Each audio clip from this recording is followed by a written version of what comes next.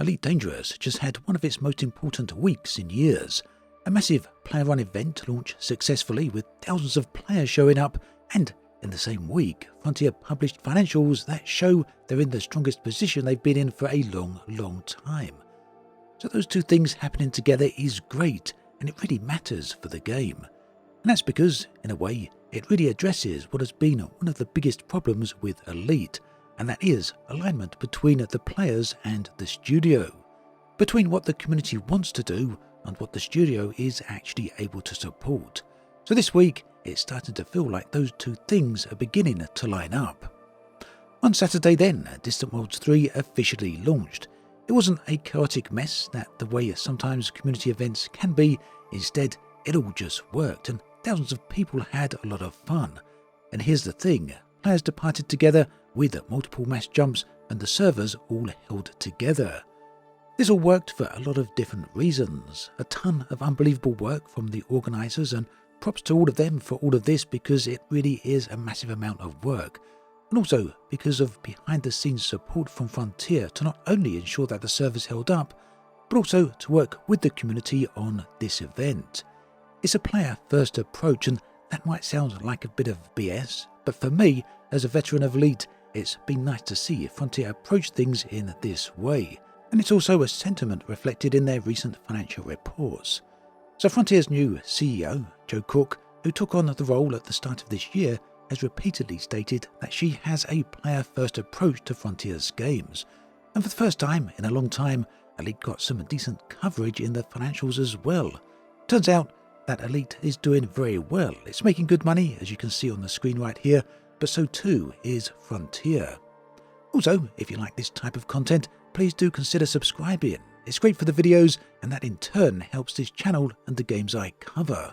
So here's a few specifics. Distant Worlds 3 launched with thousands of players involved. The website shows nearly 8,000 registered users, many of whom actually participated in the event itself. There was tons of mass jumps. This is where dozens of players all collectively jump from one star system to the next, all usually from the exact same star system. So that means we get some pretty spectacular footage, as we can see on the screen right here.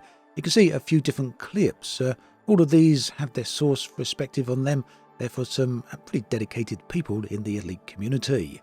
We can also see on screen right here, dozens of people arriving at the Distant Worlds official fleet carrier in anticipation of launching off onto the event. This is after the mass jump, everyone docking at the same location. And that's really nice to see, and it was also a lot of fun. But it doesn't really stop there with Elite Dangerous and Frontier because, like I say, they've had a good year. Frontier have reported nearly 60 million in first half of the year revenue, which is up 26% year on year. Much of this is driven by Frontier's management titles such as Planet Zoo and Jurassic World, that accounted for 90% of revenue actually, or thereabouts. But the interesting thing for us Elite Dangerous players is that Elite is now more than holding its own. And if we look at the graph right here, you can see how the revenue from Elite Dangerous started to gain momentum in recent times. And I really do feel that the fact Elite Dangerous is now making more money is a good indicator as to why Frontier are putting more revenue and more time back into Elite itself. In other words, it really is about the information that you can find behind the scenes, the things we take for granted.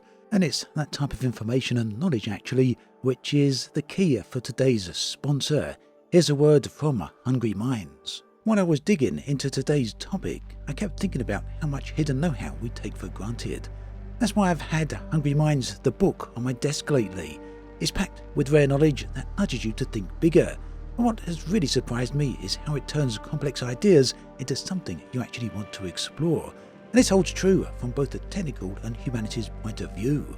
My favourite part is the industry section, and these pages walk you through engines with gorgeous cutaway drawings. A steam engine showing the steam chest, flower governor, and linkages. Then the combustion engine with the labelled 4-stroke sequence and fuel mixture prep. For me, it really does feel like a museum exhibit you can hold. The illustrations, paper and cover all feel premium, and yes, it's the perfect gift for a smart friend or even for yourself. Additionally, there's also a secret puzzle hidden inside that you might want to discover. And to think all of this began as a global crowdfunding success with international recognition. If you're curious, scan the QR code on screen or click the link in the video description. Now, I think we can all agree that if you go back over previous years, there's been a point where Elite Dangerous, and maybe even Frontier themselves, have felt like they're quite under pressure. And I feel there's been a spillover from that onto the community itself. Because, well, when Elite suffers, the Elite Dangerous players suffer. This all started to turn around about a year and a half ago, maybe 2 years ago, when Frontier started introducing some really quality updates for the game. But I feel what really changed this year, specifically this week, is the fact that Frontier feel very heavily involved with the community now. There's been a lot of posts from Frontier on social media about Distant Worlds 3, quite heavily promoting this and being involved with it. And of course, there's all the amazing work from the Distant Worlds organisers themselves, very heavily promoting what's likely to be the largest event Elite Dangerous has ever had, even if not necessarily in terms of player numbers, then definitely in terms of coordination and the amount of content that's going into this event. And it's not actually too late to join up and get yourself involved if you want to, because the fleet carrier has not too far away. If you go to the distantworlds3.space website, you can find out the exact current location of the next waypoint, and you can then make your way there. There's going to be loads of different content along the way, which includes some pretty nice narrative and story written by Drew Wager himself, who of course is a published author and has his own fictional world that he writes in pretty extensively, but he's also written some official Elite Dangerous novels as well. So he's been involved in some of the background and some of the lore that's going to be written around the Distant Worlds expedition. There's also other missions you can get involved in. These aren't in-game missions themselves, but they are organised and created by the organisers of the expedition. So over the coming days, over the coming weeks, I'll go into more detail on all of this so you can find out exactly what you need to do, how to get involved, and what's going on. We'll have some ongoing coverage of this entire multi-week, maybe even multi-month long event. What especially interested me about this event, beyond the organisation itself, is Frontier's involvement, not just in promotion, but also in the fact that they've effectively canonised the event. They've done this via Galnet and in-game support. So they put up a new community goal, which was a materials request for Distant Worlds 3 infrastructure. This was in-game, a community goal. These community goals are generally story-related, and Frontier are tying this in directly to story events in the game itself. The community goal text reads, "Independent pilots are invited to help lay the foundations for the next era of deep space discovery." In other words, this is all about potentially creating the infrastructure for new deep space facilities, maybe, hopefully, along the route of the expedition.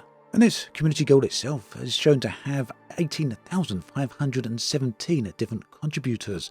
So we can roughly say that is more or less 18,000 players actively involved in that community goal alone. And I do like to tie this back into Frontier's financials, because I really do feel that Frontier's support of their community is reflected in the fact they're making a lot more money lately with Elite Dangerous and some of their other games. Because yes, as many of us have been saying for a while, if you not only support your community but also give them the content they want, then they in turn are much more likely to spend more money on your game. So, as you can see here on screen, Elite Dangerous has been making more revenue. Overall, Frontier confirmed that Elite Dangerous counts for 6% of Frontier's overall revenue, with Jurassic World Evolution sitting at 63% of the overall revenue, so a massive difference there between the two different games.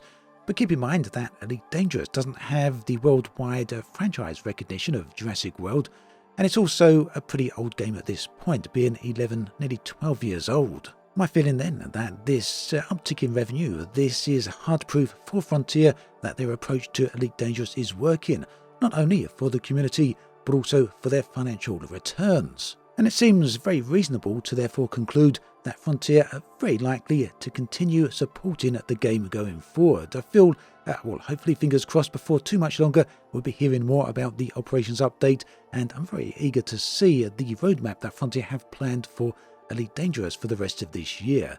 Because, yeah, I'd be very surprised if there actually isn't one. Again, speculation, but based on the recent 2 years precedent, it's very likely we should be seeing this sooner rather than later. At any rate, let me know what your feelings about all of this are in the comments section below. What do you feel about Distant Worlds 3 so far? Were you there for the launch? And what do you feel about Frontier's recent financials and the revelation that Elite Dangerous is actually starting to making them more and more money? Thanks for watching this video all the way through. My thanks again to Hungry Minds for sponsoring this video. Do check out their link in the video description. Thanks for watching. I'll catch you next time.